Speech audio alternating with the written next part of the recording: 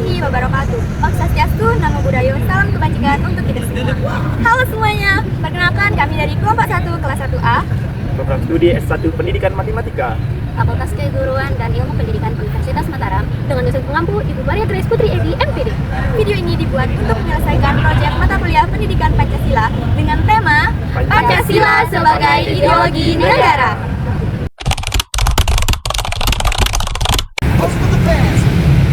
Perkenalkan, saya Nuri Darayani dengan NIM E1R02510016.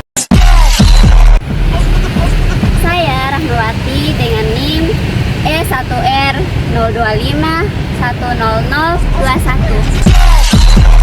Saya penguasa gerak LCC dengan NIM E1R02510076. Saya Rizky Mulfajri dengan NIM E1R02510091. Hari ini kami akan melakukan wawancara dengan perwakilan dari Paguyuban Ikatan Keluarga Minangkabau untuk mengenal lebih dalam sejarah, budaya, dan nilai-nilai Pancasila yang mereka terapkan dalam kehidupan sehari-hari. Selain itu, kami juga ingin mengetahui bagaimana Paguyuban ini berperan dalam memperkuat persatuan bangsa di tengah keberagaman Indonesia. Serta kami juga ingin tahu bagaimana nilai-nilai Pancasila diterapkan dalam kehidupan bermasyarakat, khususnya dalam paguyuban yang melestarikan daerah dan menumbuhkan sikap kebersamaan. Kami harap video wawancara ini dapat menginspirasi kita semua untuk terus meningkatkan semangat kebersamaan di dalam keberagaman. Nah, sekarang kami akan melakukan perjalanan menuju lokasi wawancara, tepatnya di rumah ketua dari Paguyuban Ikatan Keluarga Minangkabau. Yuk ikuti perjalanan kami! Indonesia dikenal sebagai negara yang memiliki beragam suku, budaya, dan bahasa. Dari keberagaman inilah tumbuh berbagai paguyuban daerah, wadah yang mempererat tali persaudaraan serta menjaga warisan budaya nenek moyang. Paguyuban bukan hanya tempat berkumpul, tetapi juga sarana untuk menerapkan nilai-nilai Pancasila dalam kehidupan nyata. Hari ini kami berkesempatan untuk berkunjung langsung ke Paguyuban Ikatan Keluarga Minangkabau guna mengetahui lebih dalam tentang sejarah, kegiatan, dan semangat persatuan yang mereka jalankan.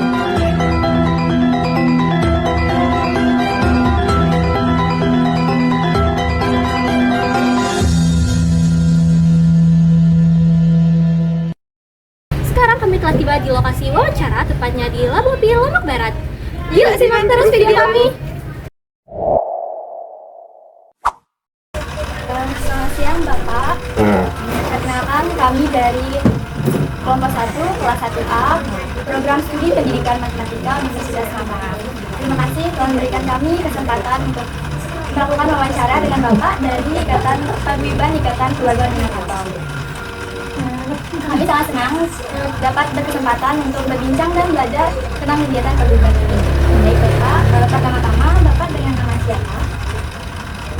Bapak, nama Edi Umar. Baik, bagaimana sejarah berdirinya paguyuban ini dan kapan pertama kali paguyuban ini dibentuk?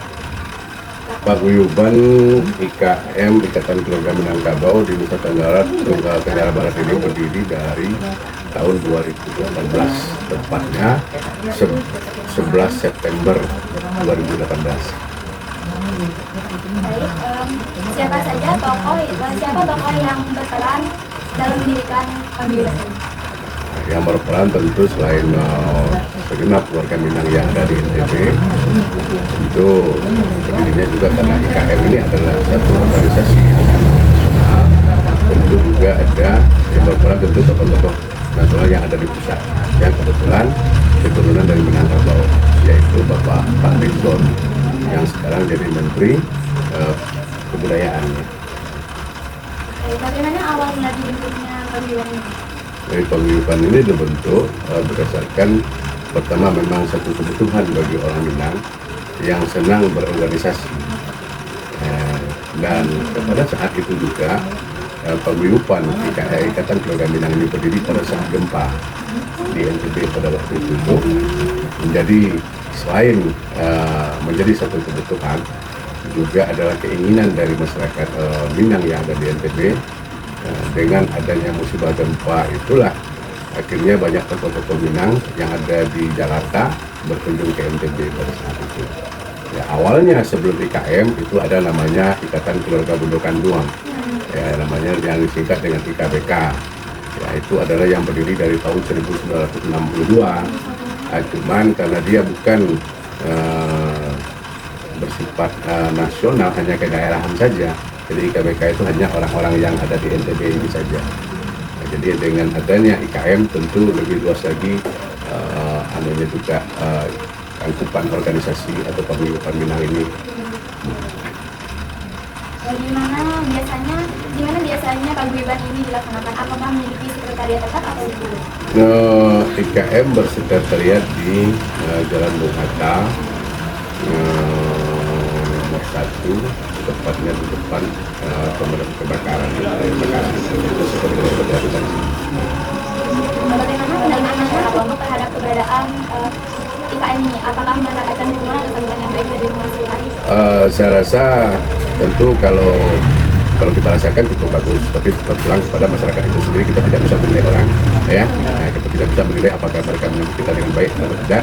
Tapi yang jelas keberadaan masyarakat Minang di NTB cukup mendapat respon yang cukup bagus, karena organisasi IKM ini bukan hanya untuk orang Minang, tapi adalah untuk milik warga NTB sebenarnya.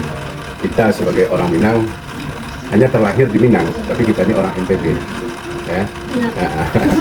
Jadi tentu kita berbuat untuk NTB juga, ya. Terima kasih banyak Bapak. Selanjutnya pertanyaan akan dilanjutkan oleh rekan saya Ari. Bapak izin bertanya, bagaimana pandangan Bapak tentang peran keberagaman budaya Indonesia dalam memperkuat tentang persaudaraan? Ini khusus dengan IKM ataupun dengan masyarakat Minang yang ada di NTB. Itu masyarakat Minang itu dia punya filosofi tersendiri, ya, yaitu di mana bumi dipijak, di sana langit ditunjuk itu. Jadi di mana mereka berada, dia akan menjadi orang wilayah setempat. Jadi kita tidak membawa adat dan istiadat yang ada di Minang untuk dilakukan di NTB juga, tapi kita akan mengikuti adat dan istiadat ataupun budaya yang ada di wilayah setempat. Itulah yang dimaksud dengan di mana bumi dipijak dan di sana langit ditunjuk. Siapa saja yang biasanya terlibat dalam kegiatan yang ini? Iya, yang terlibat tentu seluruh anggota dan kepengurusan, ya. Jadi tidak ada satu pengurusan kalau tidak ada anggotanya. Jadi dalam melaksanakan kegiatan organisasi atau kegiatan paguyuban ini melibatkan seluruh anggota, ya. Kalau pengurus hanya menjalankan, jadi yang terlibat seluruh warga Minang yang ada di NTB. Jadi keterlibatan itu bukan hanya secara fisik yang kita lihat dia terlibat, ya dengan dukungan, semangat apa saja, itu kita anggap mereka sudah terlibat untuk memajukan organisasi Minang yang ada di NTB. Terus bagaimana paguyuban ini menjaga keharmonisan antar anggota? Ya tentu dengan biasanya kita memang ini satu di wilayah di daerah Minang, walaupun kita berada di NTB, tapi kita tetap mempergunakan budaya di daerah Minang. Jadi untuk menjaga satu keharmonisan antara warga, kita selalu mengadakan musyawarah untuk mufakat dalam mengambil satu keputusan apapun. Jadi kebijakan-kebijakan yang kita ambil itu berdasarkan musyawarah dan mufakat, itu yang pertama. Jadi kita juga cukup memberikan sesuai dengan budaya kita yang diajarkan ke nenek moyang kita di daerah Minang, karena apapun bentuknya, siapapun dia, kita tidak memandangkan pangkat jabatan dan apa-apapun. Kalau sudah berada dalam satu organisasi, kita sama semua, ya. Jadi tidak ada, jadi tolong dicatat, di Minang itu tidak ada yang terbuang. Terbuang artinya seperti ini, mohon maaf pakai bahasa Minangnya, yang lumpuh pengabdi ayam katanya, yang pakai kepala dia, yang butuh pambulas suang. Paham nggak artinya? Enggak ya. Jadi itulah kegunaan orang-orang ini. Jadi walaupun dia lumpuh, itu tetap dia bermanfaat, ada gunanya. Artinya yang lumpuh itu kalau kita dia duduk, dia tidak bisa jalan, dia bisa mengusir ayam itu pakai pengale itu. Kalau ada jemuran di depan, kita jemur padi biasanya itu, supaya jangan dimakan sama ayam, itu kerjanya dia. Nah, begitu juga yang buta. Yang buta itu untuk meniup kalau orang di Padang itu apa namanya itu untuk tumbuk padi itu. Jadi kalau ditiup matanya nggak apa-apa karena dia buta. Nah, jadi masih bisa dimanfaatkan orang seperti itu. Nah, begitu juga yang tuli, bahasa Lomboknya yang kedok ya. Nah, jadi untuk melepas bedil katanya, kalau ada bedil lepas supaya dia tidak dengar. Nah, jadi tidak merusak gendang telinganya. Nah, seperti itulah manfaat-manfaat. Jadi tidak ada yang terbuang di dalam kehidupan bermasyarakat. Apa saja contoh kegiatan yang ada di paguyuban untuk tujuannya untuk mempererat tali persaudaraan?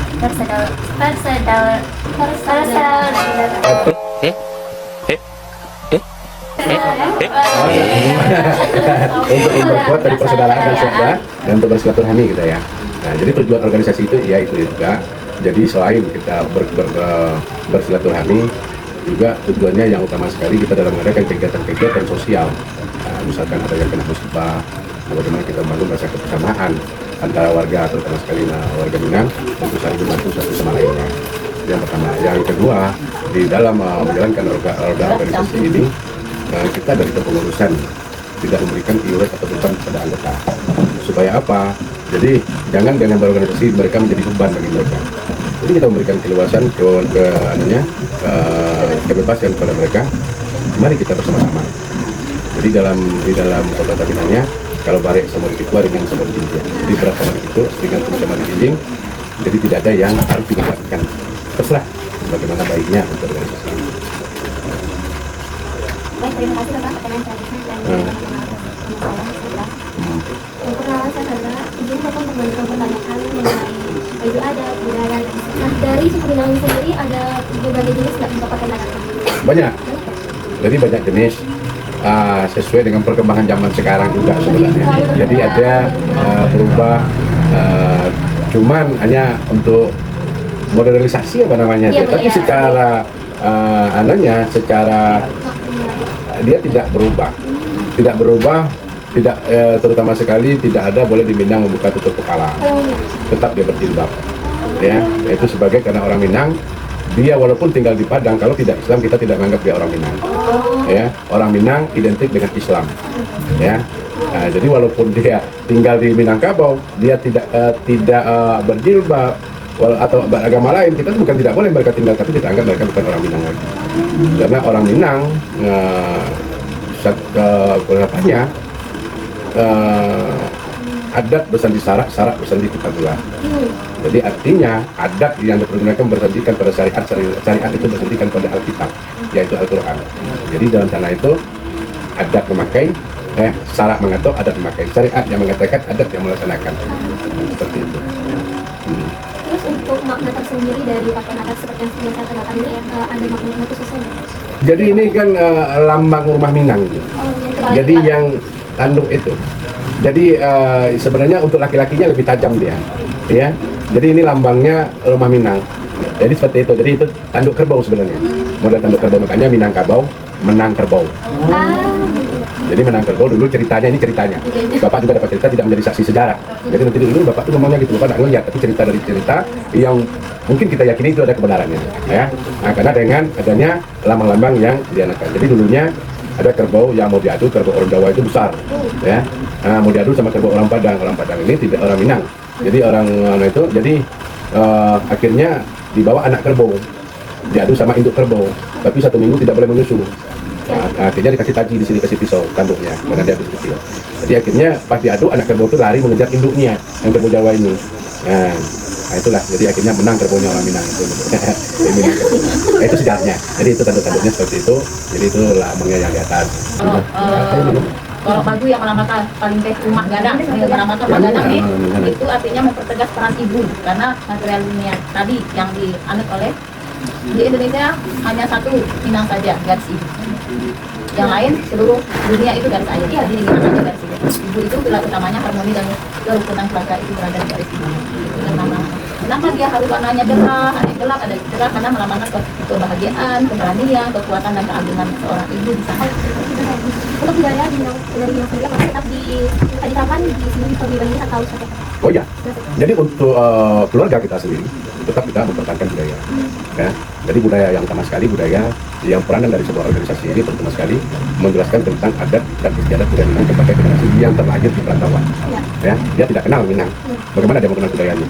Ya, inilah peranan organisasi memperkenalkan kepada anak-anak itu inilah budaya Minang.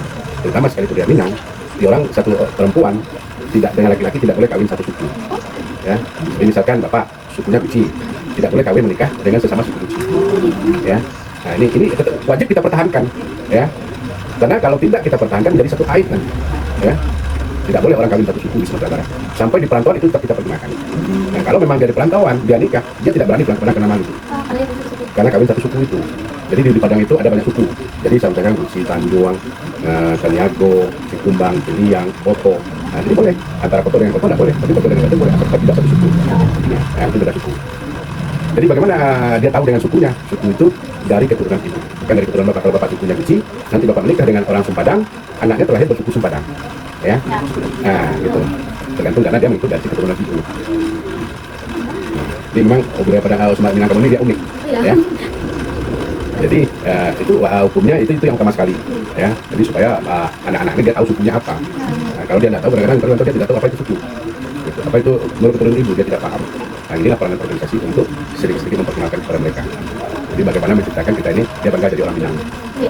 Nah, Baik, terima kasih atas kesempatannya. Saya di sini izin bertanya Pak. Pertanyaan saya adalah mengenai nilai-nilai Pancasila dalam kearifan paguyuban ini. Pertanyaan pertama saya, nilai-nilai Pancasila apa yang sering diterapkan dalam kegiatan paguyuban ini? Pancasila itu ada terdiri dari 5 sila, ya. Ya. Sila pertamanya apa? Ketuhanan Yang Maha Esa. Di Minang itu yang pertama sekali sebelum Pancasila ini terlahir, mereka sudah mengatakan ada misalnya syarat-syarat misalnya kitabullah itu lama anunya Pancasila, karena Pancasila ini banyak di apa namanya dia ya, adalah tokoh-tokoh dari Minang, ya semacam Kiai Haji Agus Salim, Hamka, Sapruddin Batu Negara yang turut mengenalkan Pancasila ini sehingga terlahir Pancasila ini. Kenapa di sila pertama itu ketuhanan Yang Maha Esa, sama dengan di Minang ketuhanan Yang Maha Esa? Kenapa tidak ketuhanan kita di sana itu tidak menyatakan ada bersandi syarat-syarat bersandi Al-Quran, bukan, tapi ada bersandi syarat bersandi kitabullah. Kitabullah itu adalah kitab Allah, bisa saja dia Injil, bisa saja dia Taurat ataupun Zabur. Itulah bentuk keberagaman toleransi kita terhadap agama lain, ya. Jadi kita tidak mengenal, tapi untuk orang Minang kitabnya harus Al-Quran, ya. Ini tekankan di sana ya, kita berdasarkan Al-Quran. Jadi itulah dalam sila pertama sama dengan anunya Minang, ya, tidak membeda-bedakan satu sama lainnya, walaupun kita itu berbeda-beda, tidak memusuhi agama lain, silakan toleransinya beragamanya itu tertinggi sebagai orang Minang. Itu yang pertama. Habis itu yang kedua apa namanya? Kemanusiaan yang adil dan sama. Adil itu kalau berapa tidak harus sama, tapi sesuai dengan kebutuhannya masing-masing, ya. Itu yang adil. Jangan siapa namanya?